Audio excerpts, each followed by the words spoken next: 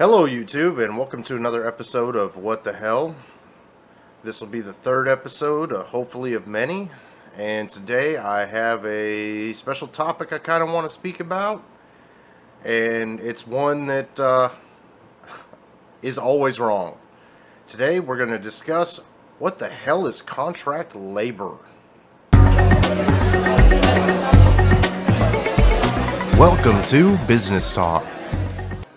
Contract labor is a touchy subject for many business owners. So what the hell is contract labor? We got a problem. Contract labor does not exist.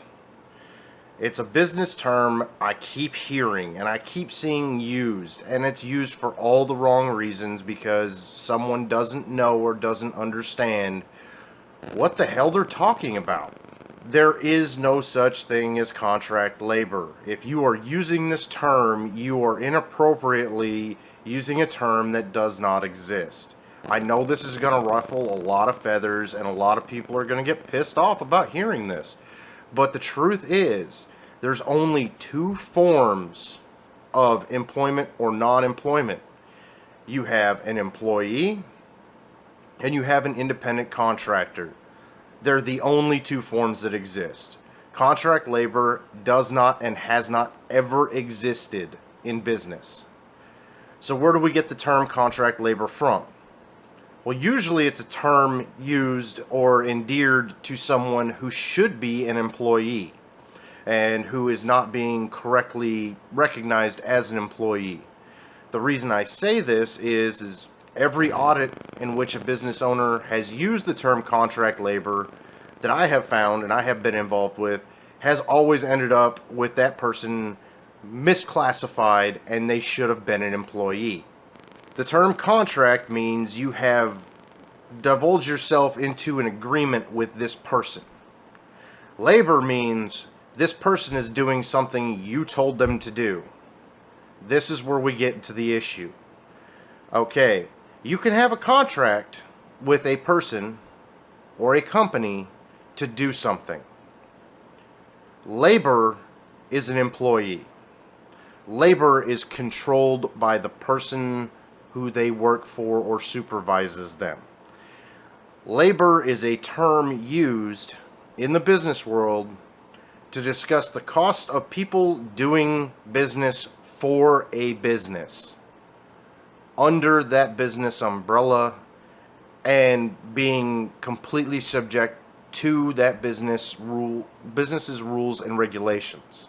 The reason why I and so many people like me who have done these jobs as tax auditors and unemployment specialists and for these regulatory bodies, the reason why we have such a problem with contract labor is it's an overused, old school, buddy term for those people who just don't want to pay their employees as employees.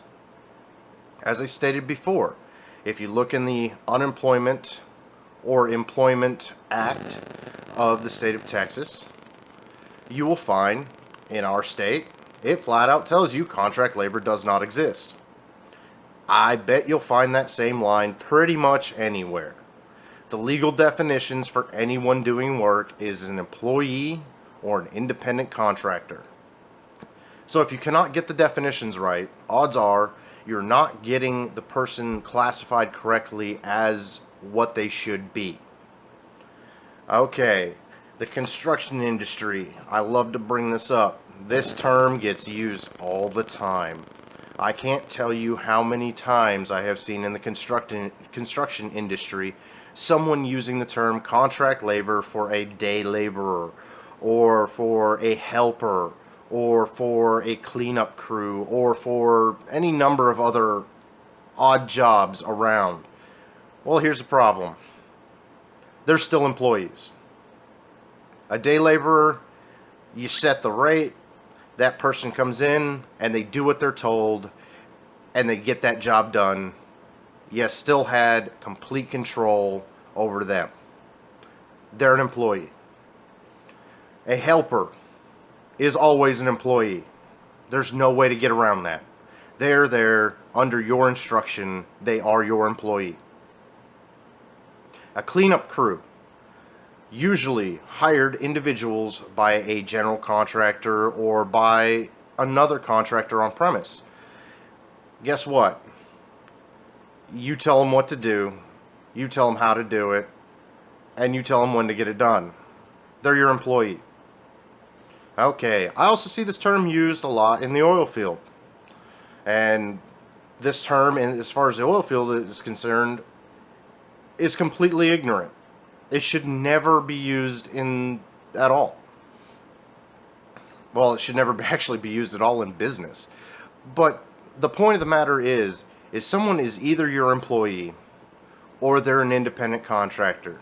They either represent you and do as they're told by you, or they represent themselves as a business and they do what they're contracted to do by their terms on getting it done, and usually time frame and how they do it. This video is the third part to basically the first two. In the first one I explain what is an employee. In the second one I explain what is an independent contractor. The reason why I decided to make these three videos first is these are the three videos that are gonna save you. These are the three videos that just flat out give you the information that you need not to get audited. If you incorrectly classify someone, your state unemployment agency or state employment agency or whoever your governing body is eventually going to audit you. And when they do, you're in for a holy nightmare. They're going to go back at least 1 year, look at every employee, every 1099 you wrote. They're going to look at everything you have done, and they're going to try to find as many people as possible that you misclassified. And guess what? The more people they find, the farther back they go. Okay, that sounds wonderful. So now you're in trouble with your regulating agency. Well, guess what? All those regulating agencies also report to the IRS. And what I mean by they report to the IRS is the IRS sends them a copy, basically, of your basic stated tax information every year. And they're going to match those records to the IRS records to make sure that they're the same. If they're not the same, the IRS wants to know why. And if there's a great enough difference, especially after you get audited by a state agency, the IRS is going to step in and go, oh wait, no, you did this wrong. And guess what? We're going to audit you now. And even though most state agencies will only go back about 3 years, some may go back about 5 years, the IRS is going to go back 7 years. And they're not going to play nice. They're going to take you for everything they possibly can. How do I know this? I've been involved. I have helped them. I have done these audits. I did this work for the state of Texas. And it's really a bad place to be in when you're the person who's getting the finger pointed at you. So how do you stop this from happening? You don't use terms like contract labor. You classify your employees correctly. If you have a question, you contact your regulating agency and you ask them. Or you hire someone like me. I am now a consultant for myself, working for myself. Or you hire somebody who, I don't know, maybe a labor lawyer who would know these things. It is so important in business to do it right the first time. If you are skipping steps in getting your business set up, or you are skipping steps in running your business correctly because somebody told you, oh, you can do it this way and not have to worry about it, or, you know, just do it this way for a little while and then but then we'll get you straightened out in the future, you need to get away from that person. You don't need to be doing any business with that person. Anybody who tells you to legitimately screw up your business from the start is not your friend. They're not someone who's going to help you, and they're somebody who's going to disappear when these agencies start pointing fingers. And they can't even take the blame for it anyway.